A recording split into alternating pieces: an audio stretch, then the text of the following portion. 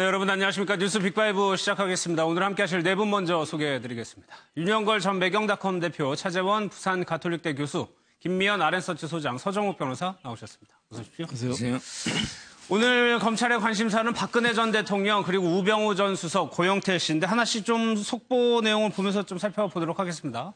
오늘 박 전 대통령 같은 경우 조사가 마지막인데 사실상 수사가 마무리되는 수순입니다. 예, 오늘 마지막으로 박근혜 전 대통령 조사를 하고 네. 이제 이번 주말이나 늦어도 다음 주 초에는 이제 기소를 하는 겁니다. 네. 그러니까 이제 이 최순실 박근혜 게이트가 이제 거의 마지막 국면에 들어서는 거죠. 우병우 민정수석에 대해서는 구속 얘기가 많이 나왔습니다만 영장 청구를 또 기각을 했지 않습니까? 네. 기각한 상태로 영장을 재청구하느냐 아니면 그냥 기소하느냐인데 아마 다시 재청구 세 번째를 하기는 좀 어렵지 않겠느냐. 네. 그러니까 우병우에 대한 그 마무리됐죠. 박근혜 전 대통령 조사가 거의 마무리 단계죠. 또 하나 남은 거는 이제 SK그룹하고 롯데그룹. 예. 예, 롯데그룹은 이제 그 신 회장이 70억 원을 냈다고 다시 압수수색하기 전에 돌려받은 네. 거 있고 SK그룹은 최 회장이 사면을 조건으로 80억을 달라고 그랬는데 그때는 주진 않았죠. 예. 거기에 대한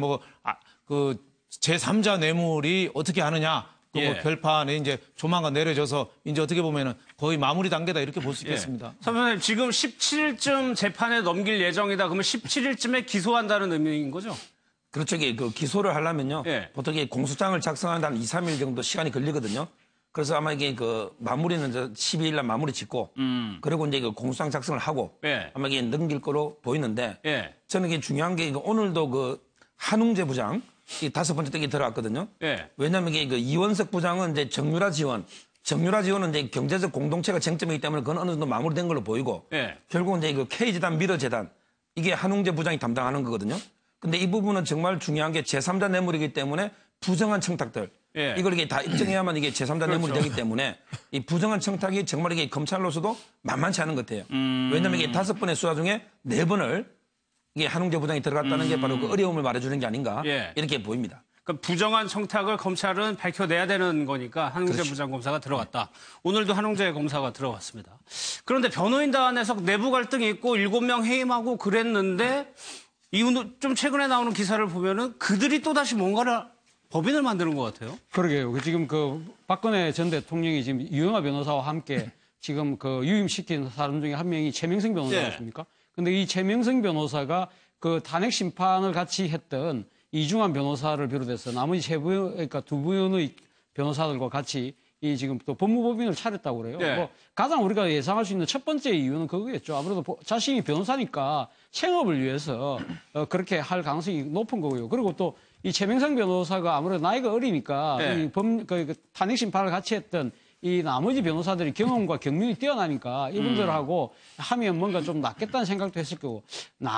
세 번째 가능성은 박근혜 전 대통령이 자신의 변호인단을 해임했음에도 불구하고 네. 탄핵 심판에 관여했던 그 변호인들의 나름대로의 조력을 좀 받으려고 생각을 하고 있지 않을까. 그래서 그 연결고리로 네. 최민성 변호사가 로펌을 했을 가능성도 있다. 저는 크게 한 3가지 정도로 추측해보고. 지금 박근혜 전 대통령 변호사 2명 있는데 최명성 변호사는 지금 돼 있고 나머지는 대리인단에 포함됐던 변호사들입니다. 그럼 재판을 대비하는 건가요? 그건 아닌 거고 제가 금방 이 최명승 변호사와 금방 문자 통화를 서로 주고받았는데요.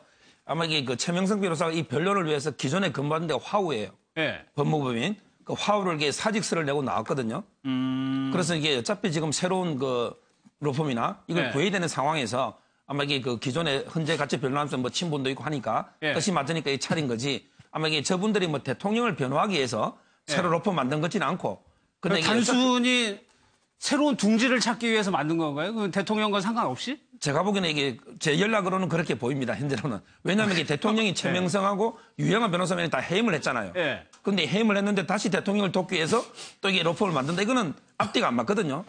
그래서 이게 아마 제가 보기에 저런 변호사를 같이 앞으로 이제 장기적으로 네. 계속 이 로펌을 하기 위해서 만든 거고 네. 저는 이게 대통령 변호하고는 최명성 변호사는 대통령 변호하지만 네. 나머지 변호사들은 이게 이미 해임됐고 그래서 이게 대통령 변호하고는 무관하다 봅니다. 상관이 없다. 네. 그러니까 이번 사건을 통해서 어떻게 그냥 의기투합해가지고 그렇죠. 새로운 법안을 만든다고 봐야 되겠네요. 예. 서양희 변호사가 참가 여부가 여전히 좀 관심사인데 그것도 아직도 미정인 것 같아요. 네, 그런 것 같아요. 그러니까 처음에는 이제 그 서양희 변호사가 대통령을 이제 집을 방문한 이후에는 모든 사람들이 서양희 변호사가 이 변론에 참여하고 또 다른 뭐 변호사들을 이제 물갈이할 거라 뭐 이런 얘기가 많았었는데 아직까지 뭐 들려오는 소식은 없어요. 네. 그런 거 보면은 박근혜 대통령께서 좀 그리고 또 서양희 변호사가 대통령을 면회하러 갔을 때 또 거부당했는 걸로 알고 있거든요. 그랬죠. 그런 걸 감안해 봤을 때 대통령 입장에서는 서양희 변호사가 들어와서 변론해 주는 거에 대해서 그렇게 뭐 썩 내켜하는 것 같지는 않습니다. 그러니까 이렇게 계속 거부하는 걸로 보여지고요. 예. 지금 방금 말씀하신 대로 그 최명성 변호사가 무슨 생업을 위해서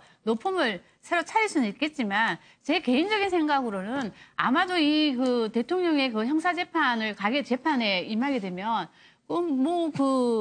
A4 용지로 뭐 10인만 쪽에 달한다더라고요. 그 서류를 지금 혼자서 다 볼 수 없으니까 어쨌든 간에 누군가의 조력이 필요하니까 같이 일했던 사람들이니까 아마 이 로펌 이름 모르겠지만 첫 번째 계약은 박근혜 대통령 진짜 대신이 아닐까요? 12만 쪽 되면은 몇 명이 봐야 되는 거예요, 서 변호사님 그거를? 근데 두 명이 이거- 볼 수 있어요? 기록이 12만 쪽이라서요. 예. 이게 뭐 전혀 새로운 게 아니고 계속 중복되고요. 중요한 부분은 이게 그렇게 안 많거든요. 중복이 되더라도 봐야 중복이 되는 줄 아는 거 아닙니까? 예, 대부분 이게 체크해놨나요? 반복돼요. 그래서 제가 보기에는 뭐 그렇게 생각보다는 왜냐하면 이게 대법관님들이 예. 하루에 보는 기록도요. 거의 뭐 1000페이지 넘는다고 지금 하거든요. 어. 왜냐하면 이게 기록을 저희가 보다 보면 예. 저도 한두 시간이면 한 300~400페이지는 저희 일반 변호사들도 이렇게 넘기거든요. 여기 꼭 빡빡하게 책처럼 그런 건 아니기 때문에. 예. 그래서 이게 12만 페이지라서 너무 그리고 이게 혼자 봐야지 여러 명이 보면 이게 안 돼요. 어차피 이게 내용을 앞뒤를 전체 혼자 알아야 되기 때문에 오히려 나누어서 혼자 봐야 보면 된다? 그건 이게 변호가 안 되죠. 예. 전체 기록을 혼자 파악해야 변호가 되는 거지. 일부씩 나누어서 뭐 만 페이지씩 보면 그게 조합이 안 되지 않습니까? 예. 그래서 그건 큰 의미 없는 것 같아요. 당상 도움은. 12만 쪽이라도 뭐 그렇게 불가능한 숫자는 아니다. 예. 충분히 할 수 있는 숫자다. 어제 우병우 전 수석에 대한 구속영장이 발부가 되지 않았습니다. 그 영상부터 좀 한번 보고 오겠습니다.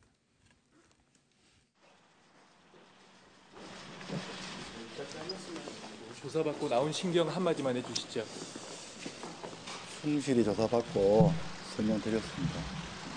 들어갈 때 참담하다고 하셨는데 그게 무슨 뜻인지 한마디만 부탁드리겠습니다. 자, 고생 많으십니다.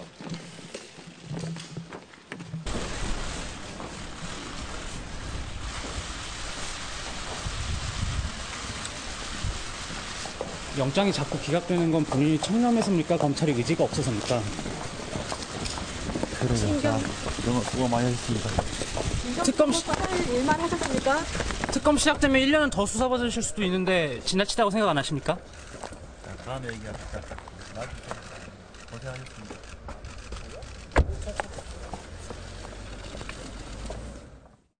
기자하고 대화에서 옅은 미소까지 보였던 우병우 전 수석인데 법리를 잘 모르는 일반인 입장에서 특검에서 100% 영장 발부된다고 얘기했거든요. 예. 근데 또 기각됐어요. 네. 그러니까 당황스럽습니다. 진짜 검찰이 구속을 못한 건지 안 한 건지 예. 저는 안 한 거로 오해받을 소지도 상당히 많다고 봐요.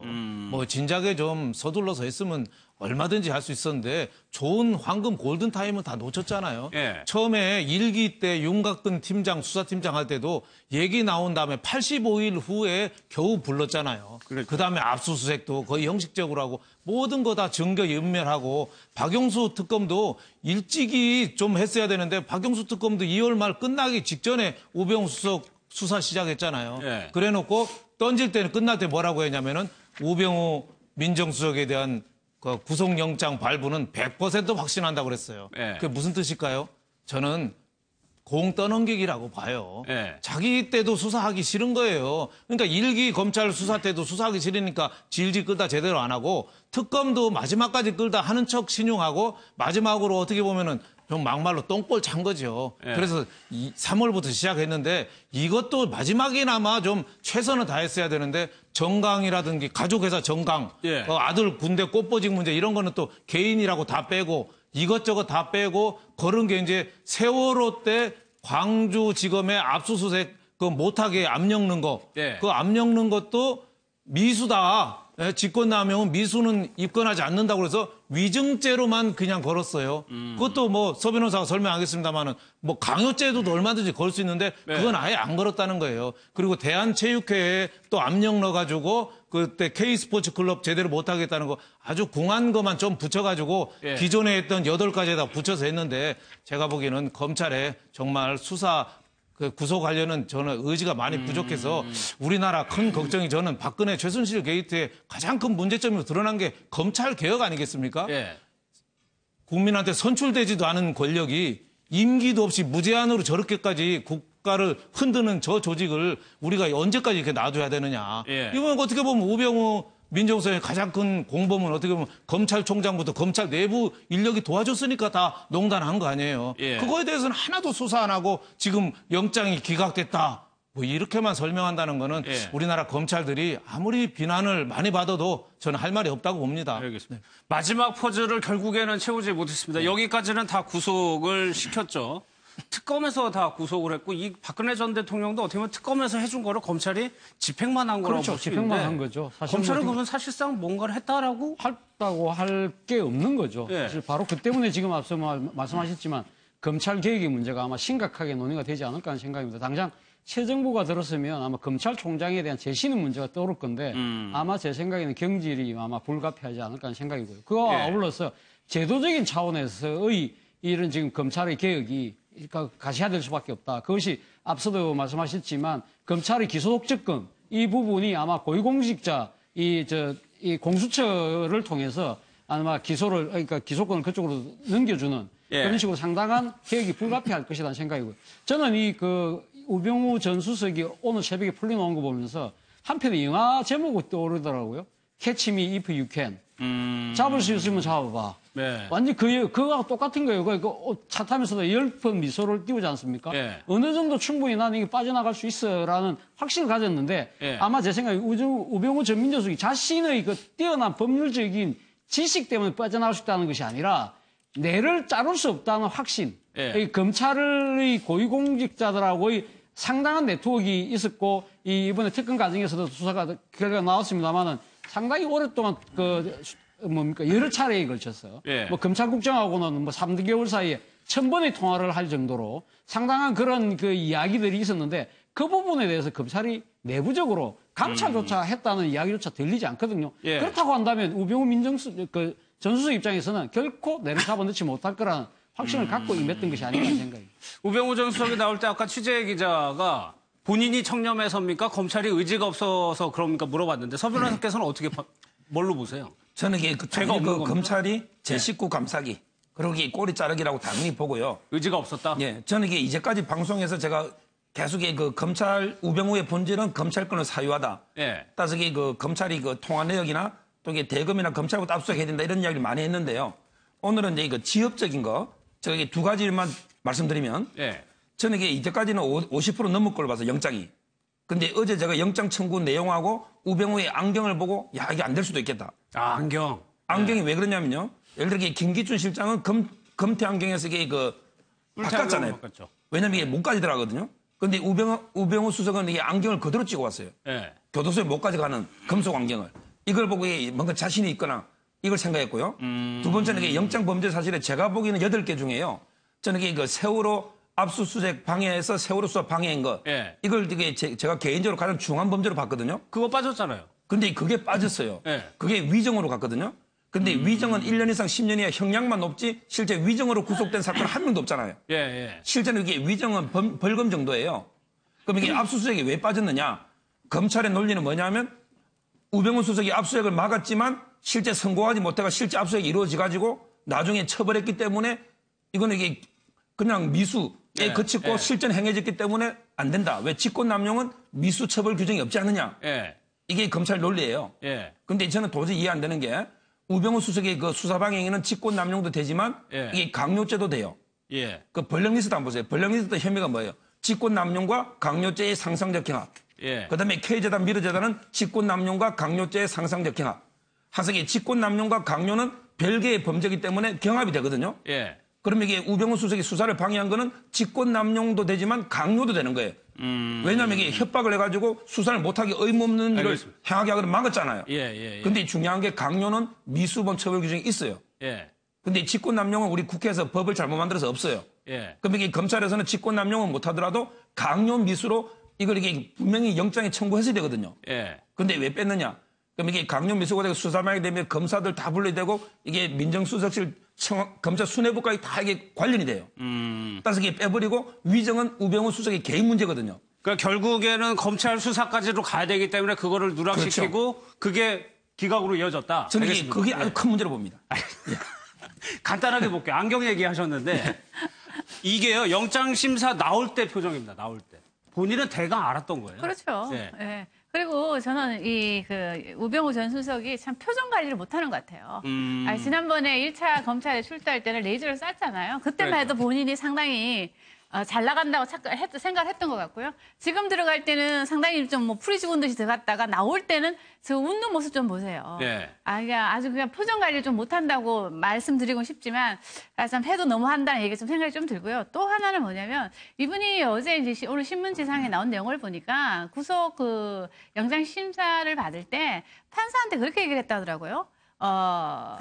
여론에 휘둘리지 말고 일종의 뭐 소신껏 하라 뭐 이런 얘기를 했다더라고요. 그래서 마치 본인이 여론 재판을 받고 있는 듯한 그런 지금 생각을 하시는 것 같아요. 저는. 네. 근데 이건 여론 재판이 아니라 그동안에 그분이 청와대에 계시면서 본인이 할 일을 제대로 안 해서 네. 본인이 모시던 사람이 지금 구치소에 가 있고 나라가 완전히 지금 이 패닉 상태에 있는데 그거에 대한 한 번에도 사과한 적 있나요? 국민한테 미안하다는 얘기한 적 있나요?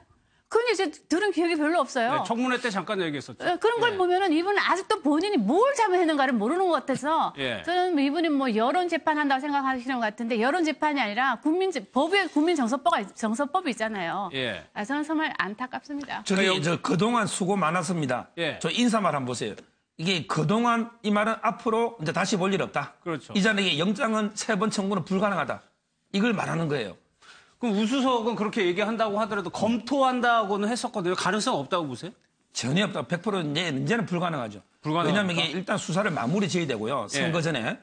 두 번째, 이제 뭐 어떻게 새로운 증거를 더 할 게 없잖아요. 저는 이거는 그냥 립 서비스고 이제는 이게 불구속 기소로 끝날 수밖에 없다. 이렇게 봅니다. 그럼 최선을 다했다는 얘기도 어떻게 봐요? 전혀 이게 믿을 수 없는 이야기. 최선을 다하려면 아까도 말했지만 이게 자기 살을 도내는 대검이나 검찰청부터 압수해야 되고 예. 통화 내역부터 핸드폰부터 압수해야 되잖아요. 예. 그걸 빼고 어떻게 최선을 다했다 합니까? 사 변호사님 얘기 들으니까 조금 찜찜하네요. 예. 이제 검찰이 자기 머리를 이제 못 깎습니다. 이제는 국민들이 이제 검찰 머리를 이제 깎아줘야죠. 이번 대통령 선거에서 예. 국민들이 현명한 투표를 해서 검찰 머리를 잘 깎는 지도자를 좀 우리가 사실 좀 만나서 저기에 대해서 다 재수사를 하든지 처음부터 좀 새 출발을 해서 예. 저 뿌리는 꼭 풀어가지고 국민들의 가슴에 응어리를 좀 풀어줘야 된다. 예. 어떻게 보면 그 박근혜 최순실 국정농단의 핵심 중에 핵심이잖아요. 그러니까 저거 반드시 저는 풀어야 된다고 봅니다. 구속 해고 안 하고는 사실 중요한 게 아니에요. 뭐 불구속이 돼도 재판에서 얼마든지 뭐 할 수도 있는 거고 뭐 재판에서 법정 구속할 수도 있고 유죄로 할 수도 있는 건데 검찰이 수사를 제대로 안 하고 윤곽근 1기 때부터 얘기 나온 지 80일 만에 그 압수수색하고 소환했잖아요. 예. 그리고 검찰 조사 가서 조사받을 때 팔짱 끼고 조사받고 그런 자세가 지금까지도 이어져 오고 있는 거죠. 예. 그러니까 어떻게 보면 우병우라는 이름 자체가 어떻게 보면 법조 이런 데에서 전설로 남을 수도 있겠습니다. 그렇죠.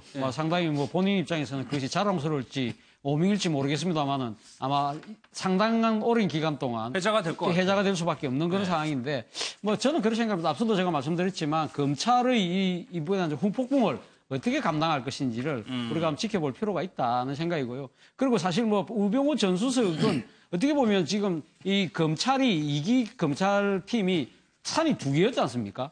그러면 많은 사람이 생각했을 때는 그 산이 박근혜 전 대통령 산이 훨씬 더 높고 골이 깊을 거라고 봤지만 예. 따지고 보니까 검찰이 실제로 올라가 보니까 올라갔는지 안 갔는지 모르겠지만 우병우 산이 훨씬 더 높더라. 예. 이것은 뭘 의미하느냐. 국민들이 생각했을 때는 당연히 박근혜 전 대통령의 산이 높아야 된다고 생각하지만 검찰이나 이 법조에 계시는 분들은 우병우 산이 더 높다. 예. 그만큼 내부적인 여러 가지 이 유착의 문제 이런 의혹이 커질 수밖에 없는 하나의 반증이 아닌가 하는 생각이 듭니다. 선 변호사님, 요 내용 하나만 볼게요. 대기 장소가 박 전 대통령이랑 같았었나요?